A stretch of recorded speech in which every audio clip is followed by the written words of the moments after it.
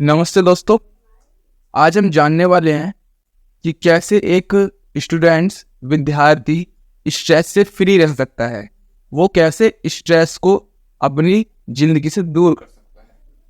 जितना मैंने समझा है मैं समझाता हूँ। स्ट्रेस एक स्टूडेंट्स की जिंदगी में दो तरीके से हो सकता है। पहला एक एकेडमिक की तरीके से, जो हमारी पढ़ाई है, जो हम जिंदगी में कर रहे हैं पढ़ाई के थ्रू, बुक्स के थ्रू, स्कूल के थ्रू। दूसरी चीज हमारा करियर को लेकर, जो बड़े बच्चे हो गए हैं 10th 12th, वो इस पे से ज्यादा स्ट्रेस लेने लग जाते हैं। और जो इससे बड़े बच्चे हो गए हैं उनके लिए तीसरा एंगल भी है, उसको कहते हैं लव एंगल। वो वाली बात अभी मैंने करी नहीं है, बाद में करेंगे। तो पहले हम पकड़ते हैं एकेडमिक्स को। एकेडमिक्स में कैसे स्ट्रेस हो जाता है इसको जानते हैं।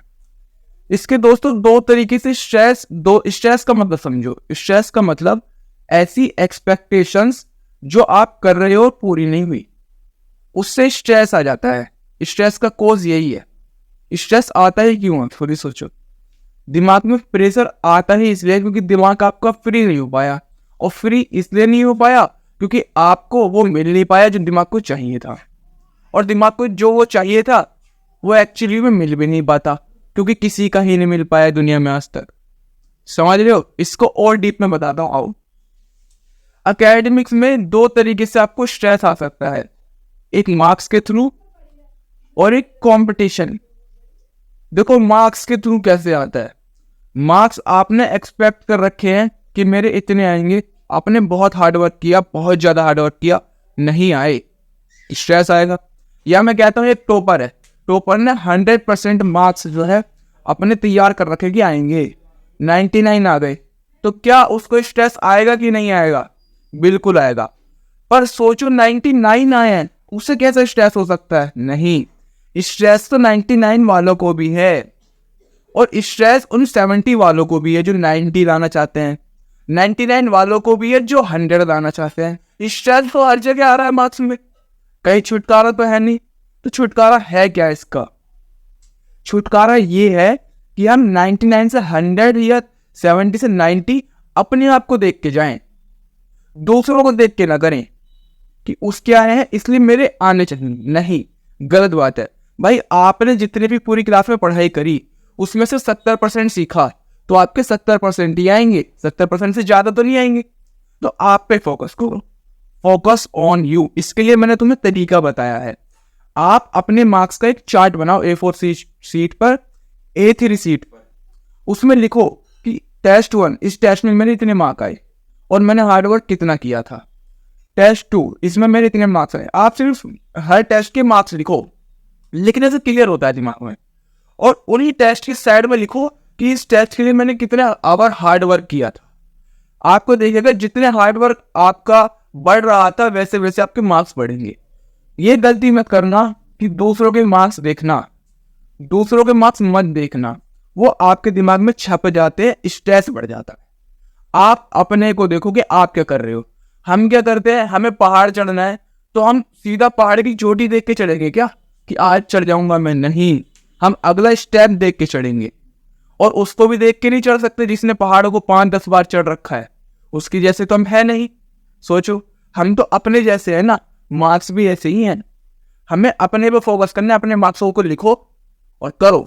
धीरे धीरे हम इंप्रूव हो जाएंगे और हम एक दिन ऐसे हो जाएंगे अपने पे फोकस करके कि हमसे नीचे बहुत होंगे, हमारे बहुत अच्छे मार्क्स होंगे। तो ये गलती मत करना, अपने मार्क्स को लिखो, अपने मार्क्स से जो है फायदा रखो, अपने मार्क्स को ही फोकस में रखो।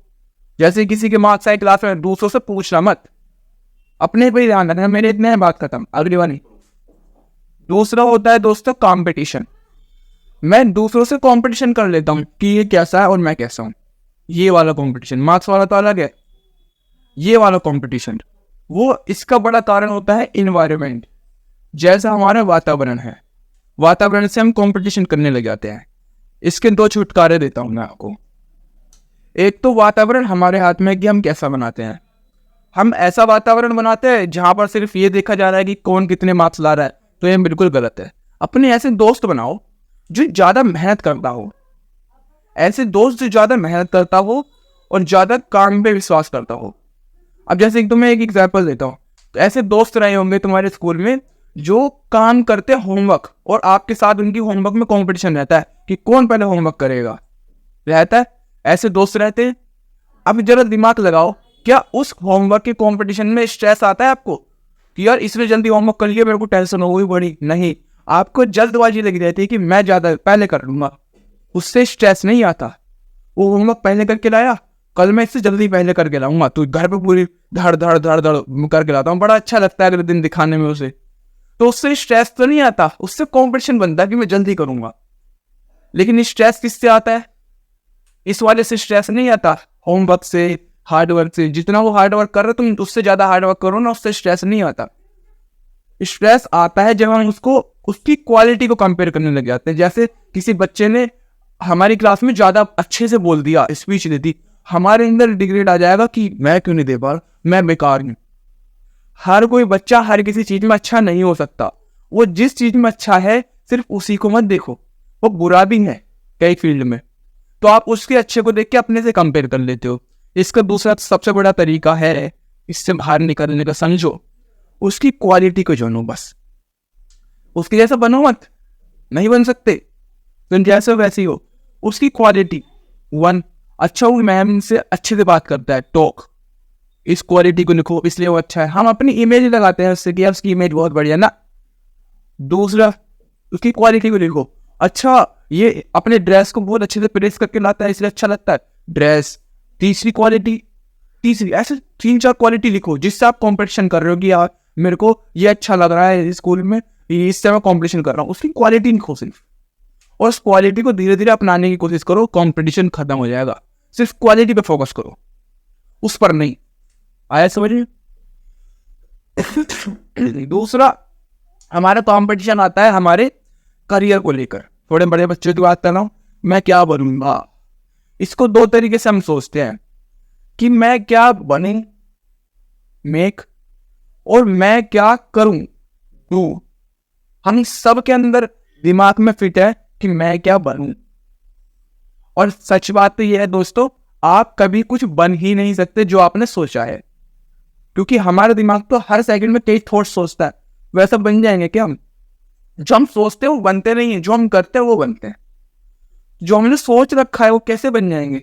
और जो हम बन गए, फॉर एग्जाम्पल IAS बनना है, बन गए, उसके बाद भी दिमाग रुक जाएगा, अब नहीं बनना, और बोलेगा सेक्रेटरी बनना है, फिर बन गए, और बोलेगा PM के पास आ गए, अब तो चलो थोड़े PM भी देख लेते, दिमाग रुकेगा नहीं। तो बनने में तो ये रुक नहीं रहा, पहली बात क्लियर, कि करने में रुकेगा, करने में बहुत अच्छा रुकेगा। हम करें क्या, इस वाले ऑप्शन को काट दो, गलत। ये मत सोचना कभी भी बने क्या, हम करें क्या, मैं क्या करूंगा, ये सोचना। अब देखो इसमें भी कैसे आता है, अभी क्लियर हो जाएगा, जरा ध्यान सोचना। आपने जो लक्ष्य लिया है, आपको वो बनना तो है ही, लेकिन उसको ये मत सोचो मेरे को ये बनना है, ये सोचो मेरे को इसके लिए करना है। जो आपको जैसे डॉक्टर बनना है, डॉक्टर के लिए क्या लगेगा, क्या होगा, उसके लिए डेली एक्सरसाइज लो, फिर स्ट्रेस कम हो जाएगा। क्योंकि हम सोचते हैं कि मेरे को यहाँ बनना है, और वो सोचते सोचते हम कुछ करते नहीं है और टेंशन पालते रहते हैं बेफालतू की, और खत्म वहीं हो जाते हैं। बड़ा सोचा करा कुछ नहीं, स्ट्रेस। बड़ा सोचना सही है, बड़ा करना बहुत ज्यादा जरूरी है। आप डेली एक्शन लो, जैसे कि किसी को बड़ा एग्जाम निकालना है, उसके लिए डेली एक्शन क्या हो सकता है?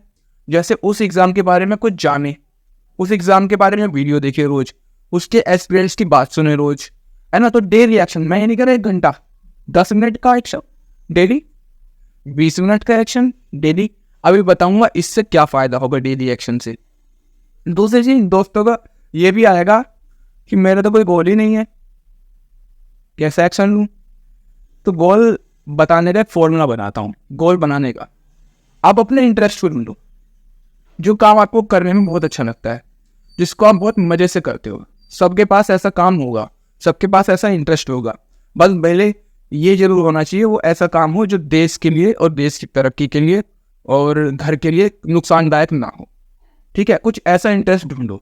जैसे कि आपने कोई इंटरेस्ट ढूंढ लिया कि मेरे को इस काम में मजा आ रहा है, अब उस इंटरेस्ट को जाओ अपने बड़े बूढ़ों से, एल्डर्स से, अपने टीचर्स से पूछो क्या सर इस इंटरेस्ट को लेकर मैं कुछ बड़ा कर सकता हूँ? क्योंकि वो ही बताएंगे, उन्होंने दुनिया देखी है, उनको पता है।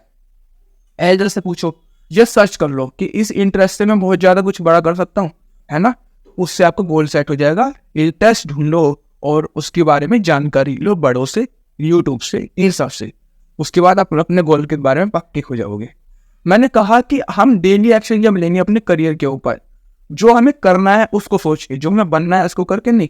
बनना है तो आप रील्स देखते रह जाओगे, करना है तो आप काम करोगे।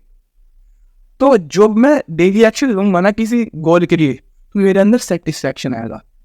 कभी आपने सोचा है कि आज मेरे को एसएसटी का होमवर्क मिला है और मैं उसके बारे में बस बैठ के सोचता रहा, बड़ा स्ट्रेस हो जाएगा, सो नहीं पाओगे रात को। जैसे कल मेरा टेस्ट है, बस सोचता रहूँ यार कल टेस्ट और सो जाऊँ, नींद नहीं आएगी रात को, ऐसा होगा ना?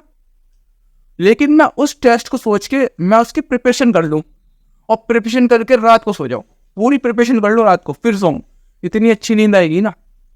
तो ये कैसे हुआ? मैंने सोचा तो नींद नहीं आई, मैंने करा तो नींद आई बहुत अच्छी, क्योंकि मेरे अंदर सेटिस्फैक्शन आया।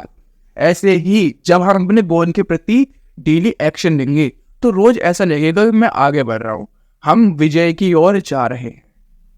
तो उससे सेटिस्फैक्शन आएगा, स्ट्रेस भागेगा। काम करने से जो सेटिस्फैक्शन मिलता है वो सोचने से नहीं मिलता। आप कभी भी ऐसा करना, कोई बोलेगा कंप्लीट करो, कितना अच्छा लगता है कि आज मैंने कंप्लीट कर लिया। वो सेटिस्फैक्शन आपको डेली एक्शन में आनी चाहिए, जो भी आप बनना चाह रहे हो। मेरी बात को समझ गए? चलिए, ये मैंने समझाया। All the best.